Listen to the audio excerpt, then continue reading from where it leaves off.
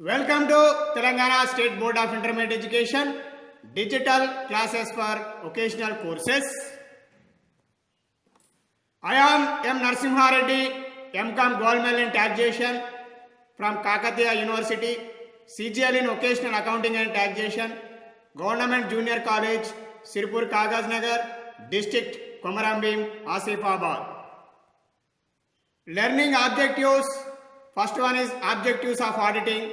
Second one is the detection and prevention of errors. Third one is the different types of errors. Fourth one is the detection and prevention of fraud. అభ్యసనం చేయవలసిన విషయాలు.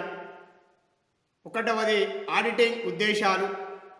రెండవది దోషాలను కనిపెట్టుట మరియు వాటిని అరికట్టుట. వివిధ రకాల దోషాలు. నాలుగవది మోసాలను కనిపెట్టుట మరియు వాటిని అరికట్టుట. Auditing 2 unit 2 objectives of auditing part B digital class. Auditing 2 unit 2 auditing ఉద్దేశాలు పార్ట్ బి డిజిటల్ క్లాస్. గత పార్ట్ ఏ డిజిటల్ క్లాస్ నందు ఆడిటింగ్ యొక్క ప్రధాన ఉద్దేశాలు లక్ష్యాల గురించి 3 ముఖ్యమైనటువంటి అంశాల గురించి తెలుసుకొని ఉన్నాం. అదేవిధంగా ఈ పార్ట్ బి డిజిటల్ క్లాస్ నందు ప్రధాన ఉద్దేశాలతో పాటు అనుబంధమైనటువంటి ఉద్దేశాల గురించి కూడా మనము తెలుసుకోబోతున్నాం. అందులో భాగంగా గత క్లాసులో 3 అంశాలకు సంబంధించినటువంటి అంశాలను తెలుసుకొని ఉన్నాం. ఇక 4వ అంశం ప్రధాన ఉద్దేశాలలో సంస్థ తాలూకు ఆస్తి అప్పులు అన్నీ సంస్థ ఆస్తి అప్పుల పట్టీలో నమోదైనది లేనిది మరియు వివిధ ఆస్తి అప్పుల మూల్యాంకనం సరిగా ఉన్నది లేనిది చూడవలసి ఉంటుంది. అంటే దీని అర్థం సంస్థకు సంబంధించినటువంటి ఆస్తులు మరియు అప్పులన్నీ కూడా ఆస్తి అప్పుల పట్టికలో నమోదు అయినది లేనిది తనిఖీ చేయవలసినటువంటి ఉద్దేశం, అదేవిధంగా లక్ష్యం. మరియు అదేవిధంగా ఆస్తి అప్పుల మూల్యాంకనం అంటే ఆస్తుల యొక్క విలువలు, అదేవిధంగా అప్పుల యొక్క విలువలు ఏవైతే ఉన్నాయో అవి యథార్థంగా ఉన్నది లేనిది కూడా తనిఖీ చేయవలసినటువంటి బాధ్యతను కలిగి ఉంటాడు ఆడిటర్. అందుచేతనే ప్రధాన ఉద్దేశాలు లేదా లక్ష్యాలలో దీనిని కూడా ఒక ముఖ్యమైనటువంటి అంశంగా చెప్పడం అనేది జరుగుతుంది. అదేవిధంగా 5వ అంశం పెట్టుబడి రాబడి వ్యయాల మధ్య కేటాయింపులు సరిగా ఉన్నది లేనిది చూడవలసినటువంటి అవసరం అనేది ఉంటుంది. అంటే పెట్టుబడి వ్యయాలను రాబడి వ్యయాలుగా చూపించడానికి అవకాశం కలదు, అదేవిధంగా రాబడి వ్యయాలను పెట్టుబడి వ్యయాలుగా చూపించడానికి కూడా అవకాశం కలదు. ఆ కారణం చేత రాబడి వ్యయాలను పెట్టుబడి వ్యయాలను సరిగా రాబడి వ్యయాలను రాబడి వ్యయాలుగానే గుర్తించడం, అదేవిధంగా పెట్టుబడి వ్యయాలుగానే గుర్తించారా అనేటువంటి అంశాన్ని కూడా పరిశీలించవలసి ఉంటుంది. అదేవిధంగా రాబడి వసూళ్లకు అదేవిధంగా పెట్టుబడి వసూళ్లకు మధ్య గల కేటాయింపులు ఏవైనా కూడా మనము వాటిని కూడా రాబడి పెట్టుబడి వసూళ్లకు సంబంధించినటువంటి అంశాన్ని కూడా ఆడిటర్ క్షుణ్ణంగా పరిశీలించవలసి ఉంటుంది. అదేవిధంగా 6వ అంశం ప్రతి వ్యవహారం సంస్థ నియమావళికి అనువుగా జరిగినది లేనిది మరియు సరైన అధికారుల ఆమోదం పొందిన తర్వాతే జరిగిందన్న విషయాన్ని పరిశీలించవలసి ఉంటుంది. అంటే వ్యాపారంలో జరిగినటువంటి అనేక వ్యవహారాలకు సంబంధించినటువంటి పత్రరహిత సాక్ష్యంతో తనిఖీ చేస్తూ అదేవిధంగా ఆ వ్యవహారానికి సంబంధించినటువంటి విషయాన్ని సంబంధిత అధికారుల ఆమోదం పొందినది లేనిది అదేవిధంగా కూడా గమనించవలసి ఉంటుంది. అదేవిధంగా ప్రతి వ్యవహారం సంస్థ యొక్క నిబంధనలకు సంస్థ యొక్క నియమావళికి అనుగుణంగా జరిగినది లేనిది కూడా మనము ఆడిటారు తనిఖీ చేయవలసినటువంటి అవసరం అనేది ఉంటుంది. Main objectives 4th point confirm the existence and value of assets and to verify liabilities. అంటే verification of assets and liabilities by the auditor. 5th one is the as certain that proper distinction has been made between items of capital nature and those of a revenue nature and that the amounts of various items of income and expenditure corresponding to the accounting period. Then 6th point is verify whether all the statutory requirements as regards the books of accounts that should be maintained as well as the form in the which the final accounts should be drawn up have been duly complied with. ఇక auditing యొక్క అనుబంధ లక్ష్యం విషయానికి వచ్చినట్టయితే అనుబంధ లక్ష్యాలు ఆడిటింగ్కు ప్రధాన లక్ష్యాలకు తోడుగా అనుబంధ లక్ష్యాలు కూడా కలవు. తిరిగి అనుబంధ లక్ష్యాలను 2 రకాలుగా వర్గీకరించడం అనేది జరిగింది. ఒకటవది వివిధ రకాల దోషాలను కనిపెట్టుట మరియు వాటిని అరికట్టుట. రెండవది వివిధ రకాల మోసాలను కనిపెట్టుట మరియు వాటిని అరికట్టుట. అదేవిధంగా ఒకటవది వివిధ రకాల దోషాలను కనిపెట్టుట మరియు వాటిని అరికట్టుట. లెక్కలలో దోషాలు బుద్ధిపూర్వకంగా చేసినవి కావు. అజాగ్రత్త వల్ల లేదా వ్యాపార గణక సిద్ధాంతాలు తెలియకపోవడం చేత దోషాలు ఏర్పడవచ్చును. ఆడిటర్ సొంత వ్యాపార సంస్థల మరియు భాగస్వామ్య సంస్థల తనిఖీలో దోషాల విషయంలో జాగ్రత్తగా పరిశీలించవలసి ఉంటుంది. ఇక లెక్కలలో దోషాలు బుద్ధిపూర్వకంగా చేసినవి కావు. అంటే యజమానిని మోసగించడం కోసం ఉద్దేశపూర్వకంగా చేసినవి కాదు. అందులో గణకశాస్త్రం వ్యాపార గణకశాస్త్ర సిద్ధాంతాలు తెలియకపోవడం చేత దోషాలు ఏర్పడవచ్చు. ఈ దోషాలు అనేది అనేక రకాలుగా ఉండవచ్చు. వాటన్నింటినీ కూడా మనము తెలుసుకొనవలసినటువంటి అవసరం అనేది ఉంది. ఇక వివిధ రకాల దోషాలను కనిపెట్టుట మరియు వాటిని అరికట్టుట విషయంలో యజమానిని మోసగించేటువంటి ఉద్దేశంతో సిబ్బంది చేసే పొరపాట్లు కావివి. గణకశాస్త్ర సిద్ధాంతాలు తెలియకపోవడం వల్ల, కూడికలు తీసివేతల వల్ల లేదా పనిలో అజాగ్రత్త వల్ల ఏర్పడేటువంటి తప్పులను ఏవైతే ఉన్నాయో ఆ తప్పులను దోషాలంటాం. ఆ దోషాలు కూడా వివిధ రకాలుగా ఉండడం అనేది జరిగింది. ఆ వివిధ రకాలైనటువంటి దోషాల గురించి మనం ఇప్పుడు తెలుసుకోబోతున్నాం. అనుబంధ లక్ష్యాల్లో వివిధ రకాల దోషాలు ఈ క్రింది విధంగా కలవు. ఒకటవది గుమస్తాపరమైనటువంటి దోషాలు. ఈ దోషాన్ని తిరిగి 2 రకాలుగా విభజించడం అయింది. అవి ఒకటవది అకృత దోషాలు కాగా రెండవది అకార్యకరణ దోషాలు. ఇక రెండవ దోషం సిద్ధాంత దోషాలు, మూడవ దోషం సరిపెట్టే దోషాలు, నాలుగవది డూప్లికేషన్ దోషాలు. Secondary are additional objectives of auditing. Secondary or additional objectives of auditing. The secondary or additional objectives of auditing which is incidental to the main objectives, and these secondary objectives or additional objectives again divided into the 2 categories. First one is the detection and prevention of errors. Second one is the detection and prevention of frauds. Now we are going to discuss about detection and prevention of errors. This is the fundamental objective of the sole traders and partnership firms. It is the duty of the auditor must pay attention for every error, how much innocent it may be. Here we need to discuss about error. Error may be arise at a various stages in bookkeeping records. In general, such errors occur in the accounts innocently. The errors may occur because of the carelessness of the staff or their ignorance of the principle of accounts.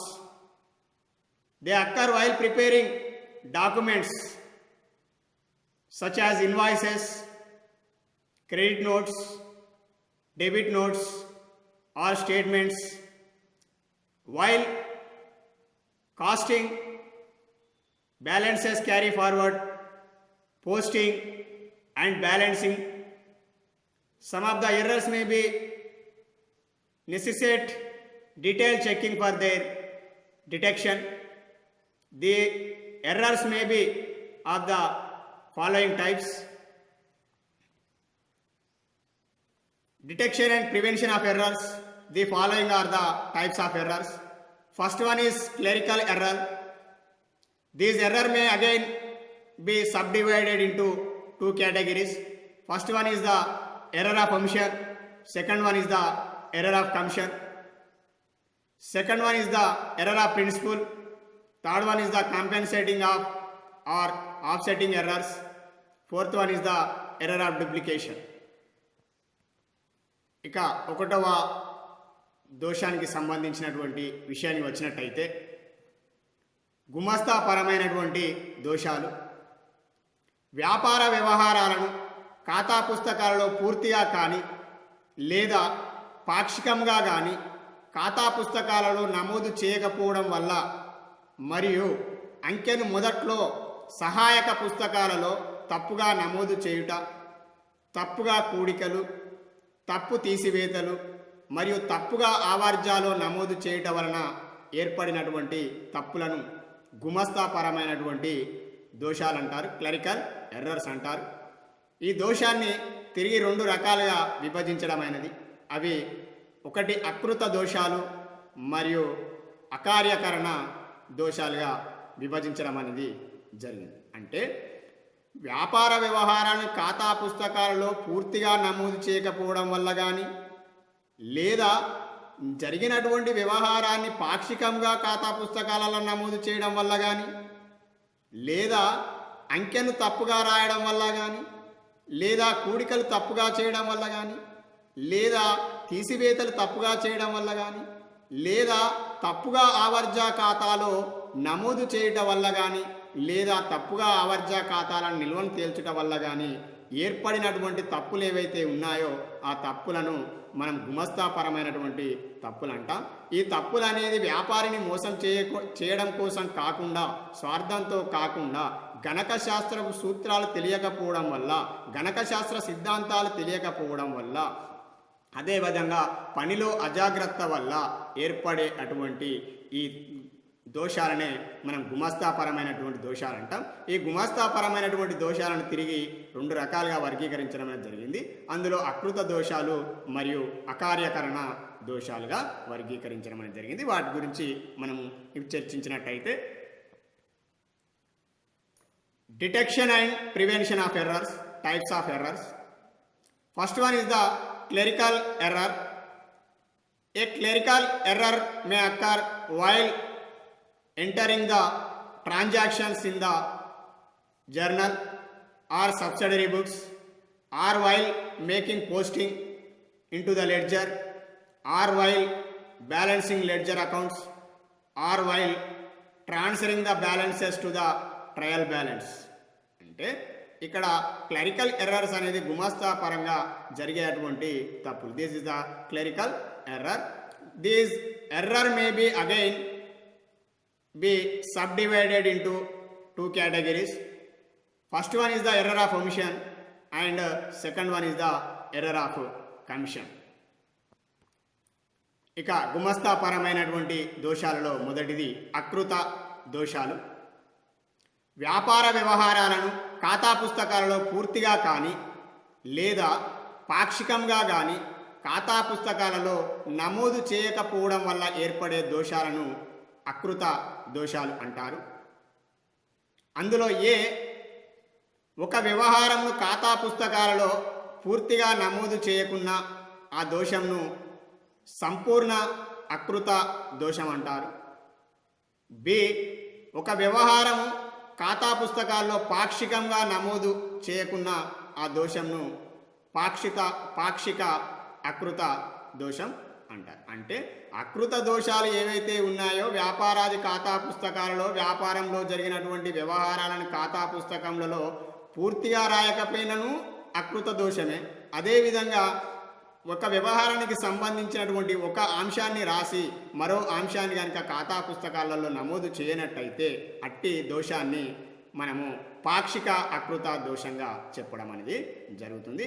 ఉదాహరణకు ఇక్కడ అరువు అమ్మకాల చిట్టాలో రాయకపోవుట ఉదాహరణకి, అరువు కొనుగోళ్లను కొనుగోలు చిట్టాలో రాయకపోవుట.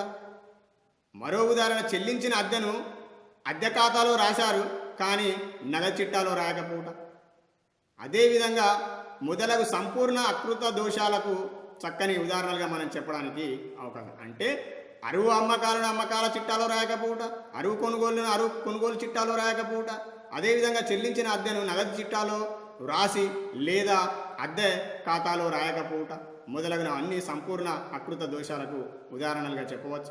ఈ రకమైన దోషాల వల్ల అంకణకు సమానతకు భంగం వాటిల్లదు. కాబట్టి ఈ రకమైన దోషాలను కనిపెట్టుట తేలికైనటువంటి పని కాదు. ఎందుకంటే ఆ వ్యవహారం వ్యాపార పుస్తకాల పూర్తిగా రాయనప్పుడు అట్టి వ్యవహారాన్ని మనము ఆడిటారు గుర్తుపట్టుట చాలా కష్టమైనటువంటి పని. అదేవిధంగా ఇట్టి దోషాలు ఏవైతే ఉన్నాయో ఆ దోషాల వల్ల అంకణ సమానతకు భంగం వాటిల్లదు. కాబట్టి అట్టి దోషాలను కనిపెట్టుట కూడా కొంచెం కష్టతరమైనటువంటి పని. Detection and prevention of errors. Types of errors. Error of omission. This error arise when the transaction is entirely omitted from the books. The failure to record the sales in the sales book means the account if the customer who received the goods will not be debited and the sales account will not be credited by the amount of the omitted sales. Error of omission do not in any way affect the trial balance. Error of omission. This kind of errors occurs where a transaction has not been entered in any books of accounts, either wholly or partially. Since the entry has been omitted, this is called error of omission. If the entry has been totally omitted while recording the books, it may not affect the agreement of the trial balance.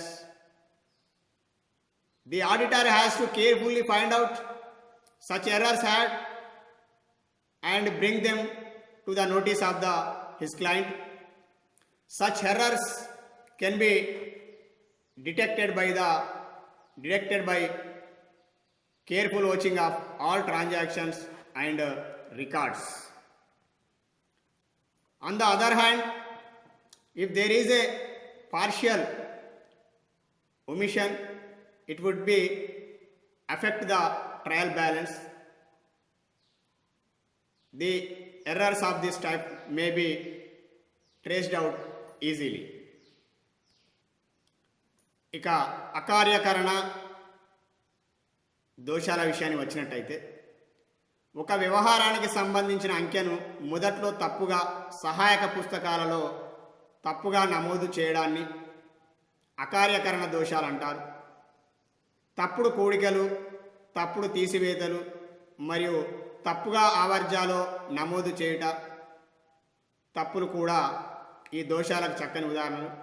వీటి వలన అంకణ సమానతకు భంగం వాటిల్లవచ్చును లేదా వాటిల్లకపోవచ్చు.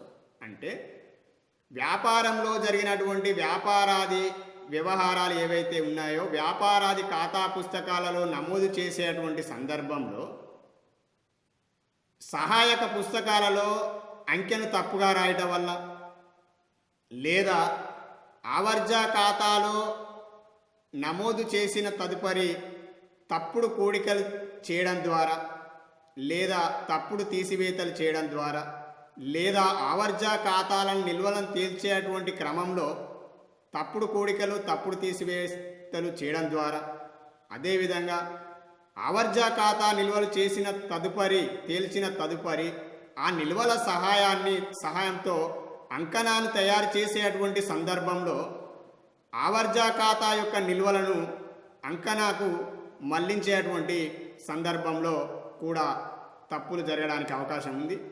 ఇటువంటి తప్పుల వల్ల, తప్పుడు కూడికల వల్ల, తప్పుడు తీసివేతల వల్ల, అదేవిధంగా తప్పుగా సహాయక పుస్తకాల్లో రాయడం వల్ల జరిగినటువంటి దోషాలు ఏవైతే ఉన్నాయో దోషాలన్నింటినీ కూడా అంకణ సమానతకు భంగం వాటిల్లుటకు అవకాశం కలదు. అదేవిధంగా వాటిల్లకపోవడానికి కూడా అవకాశము కలదు. error of commission. There are the most common errors. These errors consist of wrong entries, wrong posting, additions, transfers, etc. The following are the example of such errors. A. Making a wrong entry in the books of original entry. B. An item for which double entry is not completed. C. An item posted to the wrong side of an account. D. The same amount posted twice to an account. E. Error in taking out balances of ledger accounts. F. Error of commission may or may not affect the trial balance. This error of omission, when transactions have been recorded but has been wrongly entered in the books of original entry or posted in the ledger, error of commission is said to have been made. Some of the errors of commission will be detected by the non-agreement of the trial balance also. అదేవిధంగా రెండవది సిద్ధాంత దోషాలు. వ్యాపార గణక సిద్ధాంతాలకు భిన్నంగా పద్ధతులను రాయటం వలన ఏర్పడిన దోషాలను సిద్ధాంత దోషాలు అంటారు.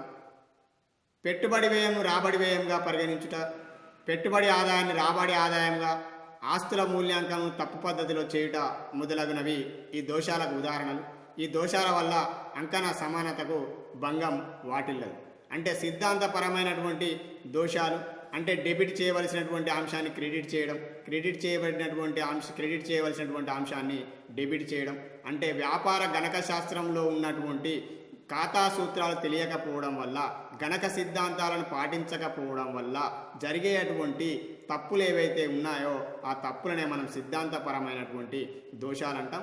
అంటే ఈ రాబడి ఖర్చులకు పెట్టుబడి ఖర్చులుగా నమోదు చేయటకు అవకాశం, అదేవిధంగా పెట్టుబడి ఆదాయాన్ని రాబడి ఆదాయంగా, రాబడి ఆదాయాన్ని పెట్టుబడి ఆదాయంగా, అదేవిధంగా పెట్టుబడి వ్యయాన్ని రాబడి వ్యయంగా, అదేవిధంగా రాబడి వ్యయాన్ని పెట్టుబడి వ్యయంగా మనము కనుక ఖాతా పుస్తకాల్లో నమోదు చేసినట్టయితే అట్టి నమోదులను మనం సిద్ధాంతపరమైనటువంటి దోషాలుగా అంటాం.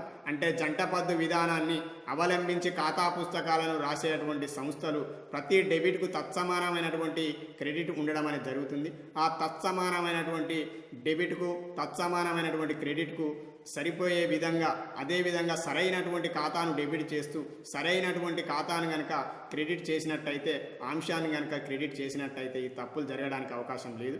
కానీ ఒకవేళ గుమాస్తాకు కనుక గణక శాస్త్ర సిద్ధాంతాలు కనుక తెలియకపోవడం వల్ల డెబిట్ చేసేటువంటి అంశాన్ని క్రెడిట్ చేసి, క్రెడిట్ చేసేటువంటి అంశాన్ని కనుక డెబిట్ చేసినట్టయితే ఇట్టి తప్పులు జరగడానికి అవకాశం అనేది ఉంది. అదేవిధంగా రాబడి ఖర్చుకు, అదేవిధంగా పెట్టుబడి ఖర్చుకు వ్యత్యాసాన్ని తెలియకపోవడం వల్ల, లేదా రాబడి వసూళ్లకు రాబడి ఆదాయానికి, అదేవిధంగా పెట్టుబడి ఆదాయానికి పెట్టుబడి వసూళ్లకు వ్యత్యాసం తెలియకపోవడం వల్ల కూడా ఇట్టి ఈ దోషాలు లేదా తప్పులు జరగడానికి అవకాశం ఉంది.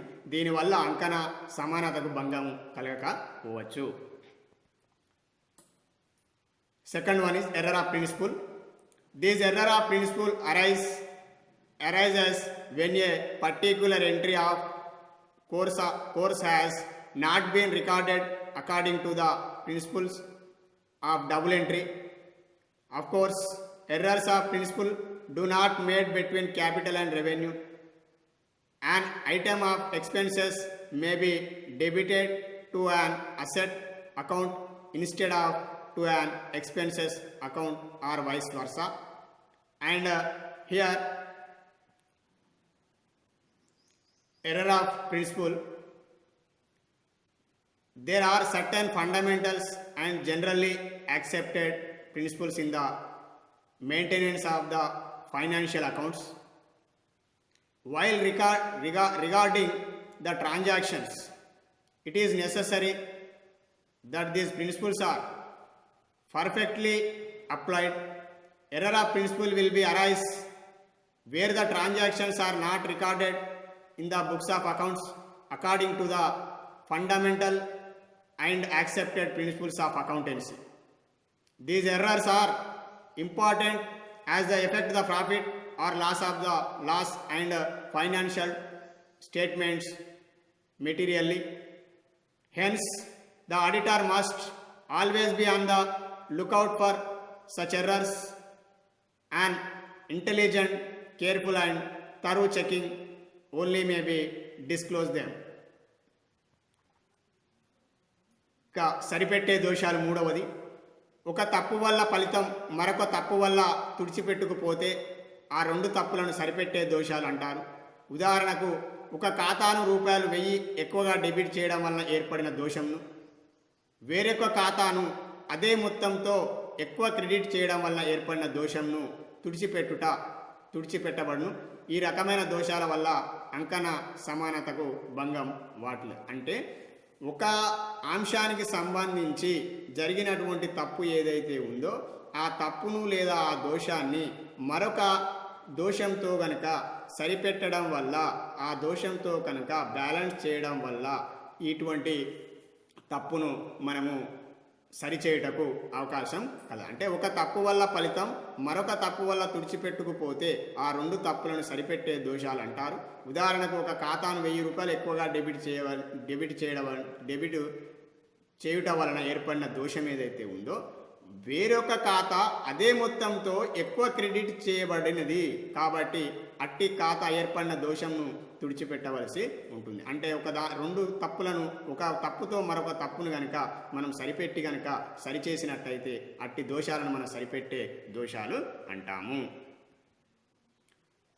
Compensating error, when there are 2 or more errors which exactly counterbalance each other, they are referred to as compensating errors. They are also known as offsetting errors also. They are difficult to detect as the trial balance will still agree. For example, X account was credited by rupees 200 instead of rupees 1000.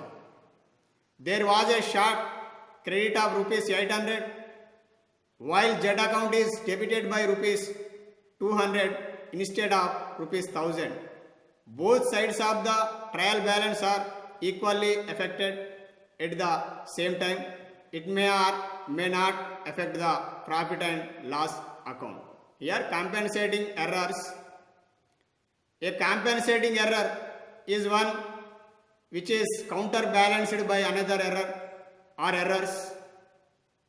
When an error takes place, it may affect the debit side of the credit side of the trial balance. In other words, when the effect of one error is nullified by another error, then it is called compensating error. Errors of this type of would not affect the trial balance and this may be difficult to be traced by the auditor. నాలుగవది duplication దోషాలు. ఒక వ్యవహారాన్ని 2 సార్లు సహాయ చిట్టాలు రాసి ఆవర్జాలో 2 సార్లు నమోదు చేయడం వల్ల ఏర్పడే దోషాలను డూప్లికేషన్ దోషాలు అందరు. ఉదాహరణకు ఒకే కొనుగోలు బిల్లును కొనుగోలు చిట్టాలో 2 సార్లు నమోదు చేయుట, ఈ దోషం వల్ల అంకణ సమానత దెబ్బ తినదు. అంటే అంకణ యొక్క సమానత్వానికి ఎటువంటి ఆటంకం అనేది ఏర్పడదు. అంటే ఒకే వ్యవహారాన్ని 2 సార్లు రాయడం వల్ల ఏర్పడేటువంటి దోషాలు ఏవైతే ఉన్నాయో ఆ దోషాలను మనము డూప్లికేషన్ దోషాలు అంట. అంటే ఒక కొనుగోలుకు బిల్లును 2 సార్లు కొనుగోలు పుస్తకంలో రాయడాన్ని, ఒకే బిల్లుతో 2 సార్లు కొనుగోలు పుస్తకంలో రాయడాన్ని ఏదైతే ఉందో దాన్ని మనం డూప్లికేషన్ దోషాలకు ఉదాహరణగా చెప్పుటకు అవకాశం కలదు. Error of duplication. Such errors arise when a transaction is entered twice in the books of original entry and posted twice to the concerned ledger accounts. This may be either due to failure on the post of recording clerks to distinctly mark the invoices and other vouchers after these have been entered in the books of original entry. It is difficult to detect such errors as they will not affect the trial balance. Watching should be done very carefully to detect such errors. Thank you.